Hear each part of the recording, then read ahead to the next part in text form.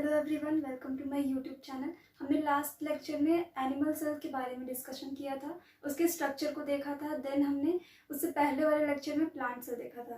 तो आज हम देखेंगे कि जो प्लांट सेल होता है और एनिमल सेल, उनके जो स्ट्रक्चर होते हैं उनमें क्या क्या डिफरेंसेस हमें देखने को मिलता है। हम उन्हें स्ट्रक्चर के बेसिस पे आइडेंटिफाई करेंगे और देखेंगे कि कौन से सेल ऑर्गेनल्स किस में प्रेजेंट है, किस में एब्सेंट है, और उनका जो भी स्ट्रक्चर होता है वो किस तरह से एक दूसरे से डिफरेंट होता है।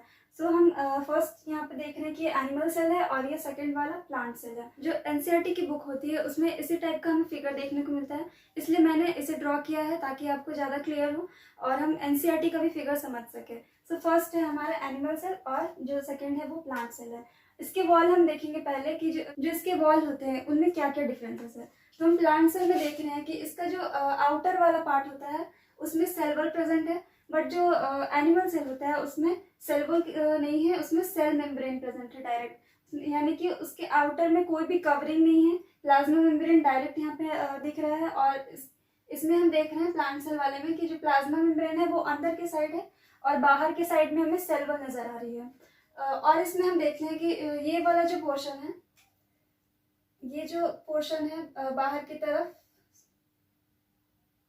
ये इंडिकेट कर रहा है कि यहाँ पे और भी नेबरिंग सेल इसके पास अटैच होते हैं। सो अगर हम देखें तो अगर ये दूसरा सेल है, फॉर एग्जांपल यहाँ पे अगर हम ड्रॉ करते हैं और ये सेल और ये सेल, इन दोनों के बीच में ये जो लाइन है ये इंडिकेट कर रहा है कि ये जो दो सेल होता है उसके बीच में ये सीमेंटिंग लेयर प्रेजेंट होती है जो आपस में इन दोनों सेल को जोड़ के रखती है। उसे हम मिडिल लामेला कहते हैं। दो सेल के बीच जो भी सब्सटेंस यहाँ पे प्रेजेंट होगा इसे मिडिल लामिना कहेंगे। और जो मिडिल लामिना होता है वो कैल्शियम कार्बोनेट का बना होता है, यानी कि CaCO3, कैल्शियम कार्बोनेट। ये सीमेंटिंग लेयर का काम करता है। मैंने लास्ट जो वीडियो बनाए थे प्लांट सेल पे उसमें भी मैंने बताया था कि ये जो मिडिल लामिना होता है ये दो सेल को आपस में जोड़ के रखता है। और जो सेल वॉल होते हैं उसमें ये जो रेड कलर के दिख रहे हैं डॉट जैसे, ये प्लाज्मोडेस्माटा है, यानी कि जो दूसरे नेबरिंग सेल होते हैं उसके बगल वाले सेल, उससे ये कनेक्शन बना के रखता है ताकि जो गैसेस के एक्सचेंज हो सके। जो छोटे छोटे पार्टिकल्स होते हैं आयन, जैसे कि ग्लूकोज हो गया, ये सब चीज़ें इस पे पास हो सके, जैसे कि H2O, ऑक्सीजन या फिर ग्लूकोज, ये सब चीज़ें इसी प्लाज्मोडेस्माटा के थ्रू एक सेल से दूसरे सेल में एंटर करती है। उसके सेल वॉल में ये स्ट्रक्चर प्रेजेंट होता है जो जिसे कि हम प्लाज्मोडेस्माटा कहते हैं। देन हम ये जो एनिमल सेल है इसमें हम केवल मेम्ब्रेन देख रहे हैं, कोई भी वॉल प्रेजेंट नहीं है। वॉल के बदले में इसमें कुछ साइटोस्केलेटन प्रेजेंट होते हैं जो कि इसे स्ट्रक्चर बना के रखते हैं, उसे स्पेशल स्ट्रक्चर प्रोवाइड कराते हैं और उसे मैकेनिकल सपोर्ट देते हैं। जिस तरह सेल वॉल इसमें इन्वॉल्व होता है उसके प्रोटेक्शन में, उसे मैकेनिकल सपोर्ट देने में, उसी तरह से जो साइटोस्केलेटन होते हैं एनिमल सेल में प्रेजेंट होता है सपोर्ट या फिर जो मैकेनिकल स्ट्रेंथ होता है या फिर उससे शेप देने के लिए ये साइटोस्केलेटन प्रेजेंट होता है instead of cell wall.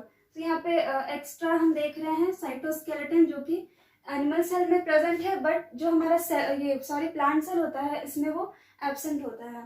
Next हम देखते हैं कि जो न्यूक्लियस है ये एनिमल सेल में सेंट्रल होता है, जबकि जो प्लांट सेल है उसमें ये थोड़ा सा सेंट्रल से थोड़ा इधर होगा, मीन्स कि ये बीच में नहीं होता है, सेल के बीच में नहीं होगा। और जो एनिमल सेल है इसके सेंटर में होगा।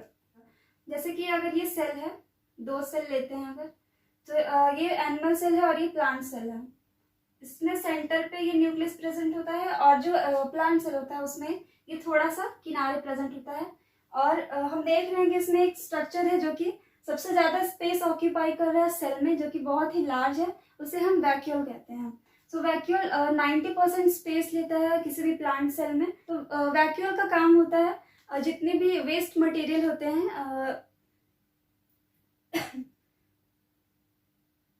प्लांट सेल में वो इसी में स्टोर होता है, या फिर बहुत सारे ऐसे भी सेल होते हैं जिसमें कि गैस वैक्यूल प्रेजेंट होता है, वो बैक्टीरिया में प्रेजेंट होता है गैस वैक्यूल।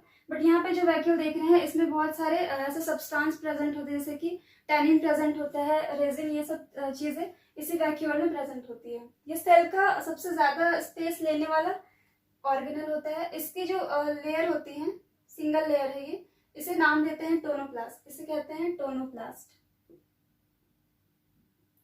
वैक्यूल का जो वॉल होता है सॉरी मेम्ब्रेन, उसे हम टोनोप्लास्ट कहेंगे। देन हम देख रहे हैं कि यहाँ पे एंडोप्लाज्मिक रेटिकुलम प्रेजेंट है जो कि रफ वाला है, और मतलब बोथ जो सेल हैं प्लांट और एनिमल सेल, इन दोनों में ही कॉमन ही है ये सब, RER, SER, mitochondria, lysosome, ribosome, ये सारी चीजें इसमें कॉमन है। Peroxisome, cell membrane, Golgi body, ये सारी चीजें इसमें कॉमन हमें देखने को मिल रहा है। न्यूक्लियस भी इसमें कॉमन है, बट हम आगे बढ़ते हैं तो देख रहे हैं कि यहाँ पे सेंट्रोसोम प्रेजेंट होता है एनिमल सेल में, बट जो हमारा प्लांट सेल है उसमें वो एब्सेंट है, बिकॉज ये जो सेंट्रियोल होता है वो हेल्प करता है सेल के डिवीजन में, बट यहाँ पे हम देख रहे हैं प्लांट सेल में कोई भी ऐसा स्ट्रक्चर नहीं है जो उसे सेल डिवीजन में हेल्प करे।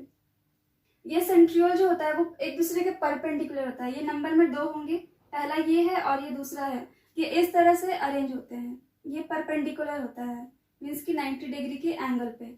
सो सेंट्रियोल का मेन फंक्शन यही होता है कि वो जब भी सेल को डिवाइड करना होता है तब ये उसमें अपना रोल प्ले करते हैं। तो देखते हैं कि इसमें बहुत सारी हमें सिमिलैरिटी भी देखने को मिल रही है, उसके साथ ही हमें इसमें बहुत सारे डिफरेंसेस भी देख रहे हैं।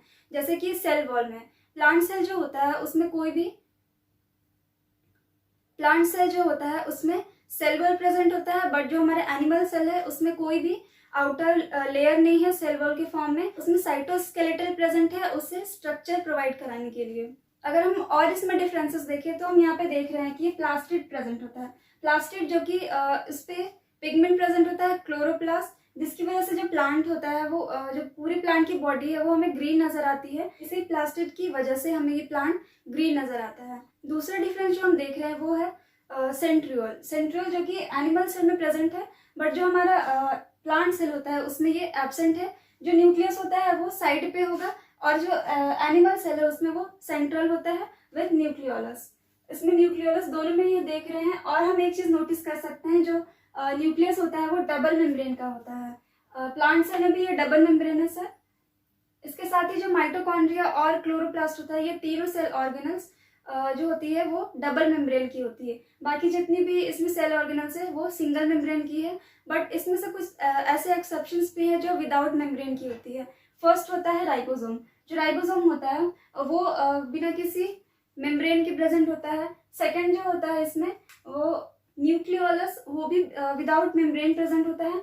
और अगर एनिमल सेल की बात करें तो इसमें जो सेंट्रियोल होता है, ये वाला पार्ट सेंट्रियोल, ये भी बिना किसी मेम्ब्रेन के प्रेजेंट होता है। साथ ही जो राइबोसोम है वो भी विदाउट मेम्ब्रेन होगा। यानी कि अगर प्लांट सेल को देखते हैं तो इसमें राइबोसोम प्लस जो है हमारा न्यूक्लियोलस, ये दो जो सेल ऑर्गेनल्स है ये बिना किसी मेम्ब्रेन के प्रेजेंट है।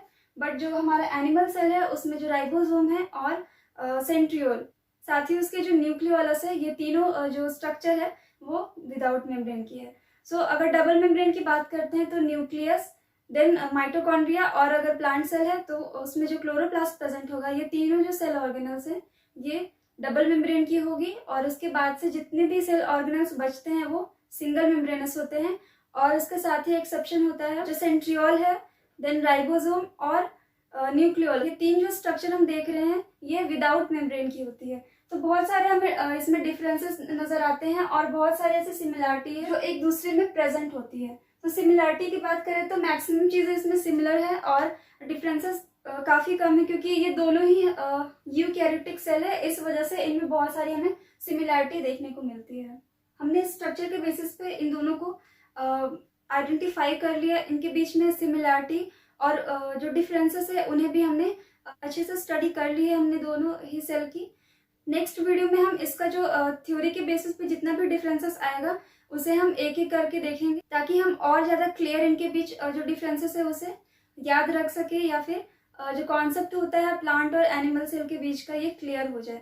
तो हमने स्ट्रक्चर को देख लिया है, दोनों ही स्ट्रक्चर को देख लिया है। साथ ही हमने जो प्रोकैरियोटिक सेल्स थे और यूकैरियोटिक, इन दोनों के बीच में डिफरेंसेस को देखा था। उसमें से ये आता है यूकैरियोट, जिसमें कि प्लांट और एनिमल सेल को हम स्टडी करते हैं। अगर उसकी बात करें डिफरेंसेस की, तो बहुत सारे डिफरेंस प्रेजेंट है और बहुत सारी सिमिलरिटी भी है। तो नेक्स्ट वीडियो में हम इसे थ्योरी के साथ देखते चलेंगे, इनके बीच क्या क्या डिफरेंसेस आते हैं। जिस तरह से हमने प्रोकैरियोटिक और यूकैरियोटिक के बीच में डिफरेंसेस को देखे थे, उसी तरह हम प्लांट और एनिमल सेल के जो डिफरेंसेस होते हैं उसे पॉइंट वाइज लेकर चलेंगे। अगर आपको इस टॉपिक से रिलेटेड कोई भी डाउट होता है तो आप कमेंट करके पूछ सकते हैं।